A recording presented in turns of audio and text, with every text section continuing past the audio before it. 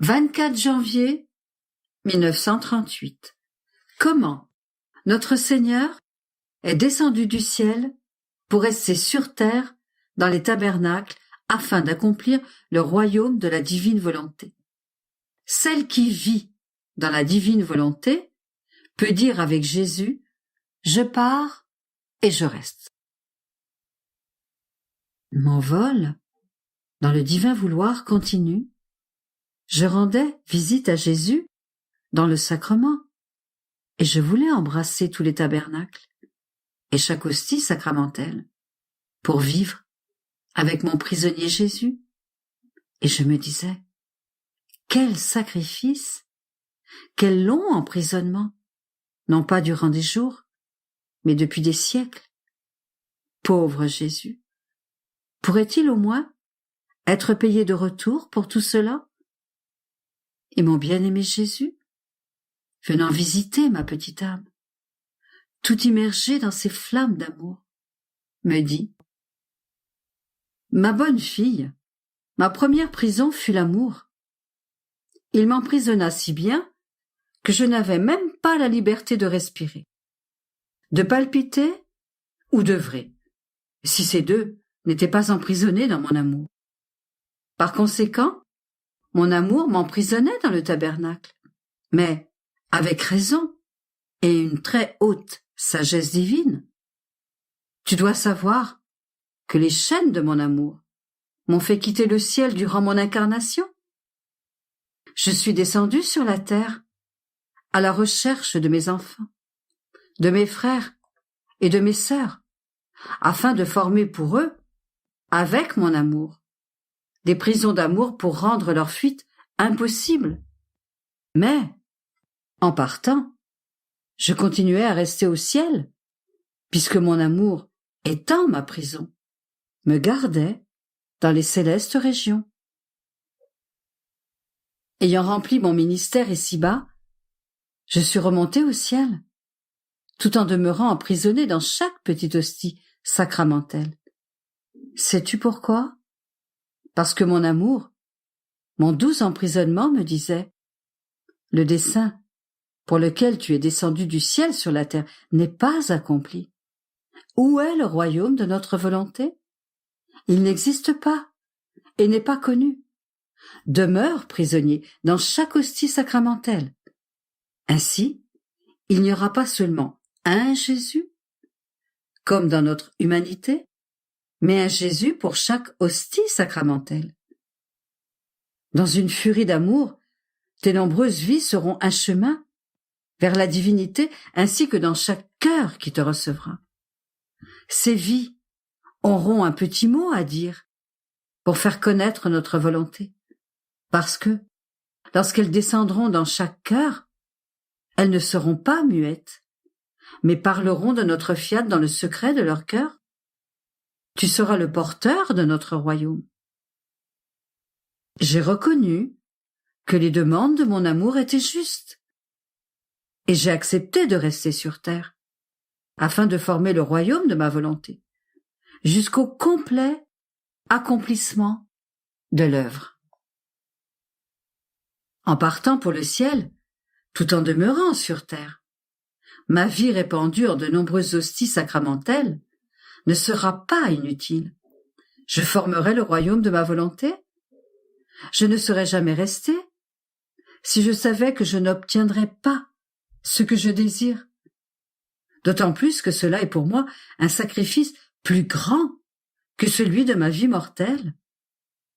Combien de larmes secrètes, combien de soupirs amers, au milieu des flammes d'un amour dévorant. Je voudrais dévorer toutes les âmes dans mon amour, pour que celles qui vont vivre dans mon divin vouloir renaissent à une vie nouvelle. Ce royaume viendra du centre de mon amour. Il brûlera le mal de la terre en s'armant de mon omnipotence. Victoire après victoire, il obtiendra notre règne au milieu des créatures pour le leur donner. Mais je ne voulais pas rester captif tout seul. Mon amour s'est enflammé plus encore et t'a choisi pour être prisonnière avec des chaînes si fortes qu'il t'est impossible de m'échapper. C'est un épanchement de mon amour qui me permet, grâce à ta compagnie, de te parler abondamment de ma volonté, de son impatience, de ses soupirs et de son désir de régner. Et c'est aussi un prétexte de mon amour pour pouvoir dire devant la suprême majesté, une créature de la race humaine est déjà notre prisonnière. Nous lui parlerons de notre volonté pour la faire connaître et étendre son royaume. Cette prisonnière est comme un dépôt pour toute la famille humaine, pour que nous ayons notre royaume de droit. Je peux dire que chacune de mes vies sacramentelles est également comme un dépôt que je vous donne, suffisant pour assurer mon royaume pour mes enfants. Mais, à ces nombreux dépôts, mon amour voulait ajouter le dépôt d'une simple créature, qui porte les marques de mon emprisonnement de façon à renforcer les liens entre la créature et le Créateur, et par conséquent, accomplir et compléter le royaume de notre volonté parmi les créatures. Mes prières, dans chaque tabernacle, sont incessantes, afin que les créatures puissent connaître ma volonté et la laisser régner. Et tout ce que je souffre, pleure et soupire, je l'envoie au ciel pour obtenir que la divinité concède une grâce si grande. Je l'envoie vers chaque cœur pour qu'ils aient compassion de mes pleurs et de mes souffrances et qu'ils acceptent de recevoir un bien si grand. Jésus garda le silence et je me disais, en se faisant prisonnier, mon cher Jésus accomplit un acte d'héroïsme si grand que seul un Dieu en était capable. Mais, tout en étant prisonnier, il est également libre. D'autant plus qu'il est libre dans le ciel, où il possède la plénitude de sa liberté. Et même sur terre, combien de fois ne vient-il pas à moi sans ses voiles sacramentelles? Mais ma pauvre existence est emprisonnée. Et cette fois, c'est bien réussi. Il sait en quelle étroite prison il m'a placée, et combien mes chaînes sont dures, et je ne peux pas être comme lui, qui est à la fois prisonnier et libre. Ma prison est continuelle. Je pensais cela lorsque Jésus reprit. Ma fille, ma pauvre fille, tu as reçu ma propre destinée. Lorsque mon amour veut faire le bien, il ne ménage rien, ni sacrifice, ni souffrance. C'est presque comme s'il ne voulait pas entendre parler d'autre chose. Son seul objet est de faire naître ce bien. Il fallait que je le fasse. Il ne s'agissait pas d'un bien quelconque, mais de l'établissement du royaume, de la divine volonté sur la terre.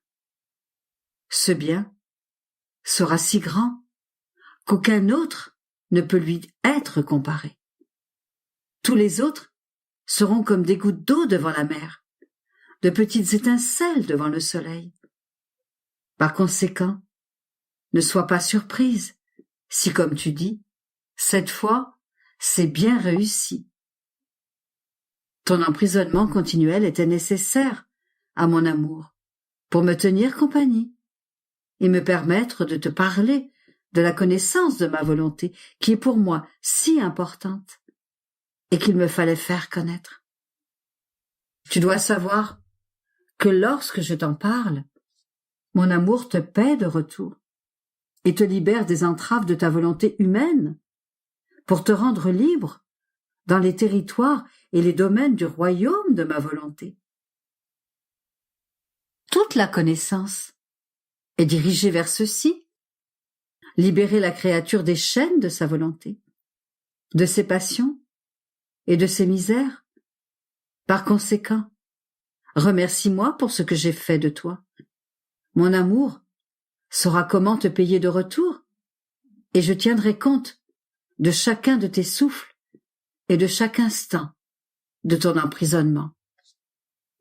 Après quoi, je continuai à penser aux prodiges du divin vouloir, et mon bien-aimé Jésus ajouta: Fille de ma volonté, comme l'a dit ton Jésus, en descendant du ciel sur la terre, je m'en vais et je reste. Et lorsqu'il est monté au ciel, il a dit: Je reste et je m'en vais. Ma parole répète, en descendant comme sacrement dans les créatures: Je m'en vais et je reste dans les tabernacles. De la même manière, la créature qui vit dans ma volonté peut répéter ma parole dans tous ses actes. Dès qu'elle commence son acte, son Jésus est formé dans cet acte. Ma vie a la vertu de se multiplier à l'infini aussi souvent que je le veux. Par conséquent, en toute vérité, elle peut dire: Je m'en vais et je reste. Je m'en vais au ciel pour le béatifier, pour atteindre ma patrie et faire connaître à tous mon cher Jésus que j'ai enfermé dans mon acte, afin que tous puissent profiter de sa présence et l'aimer.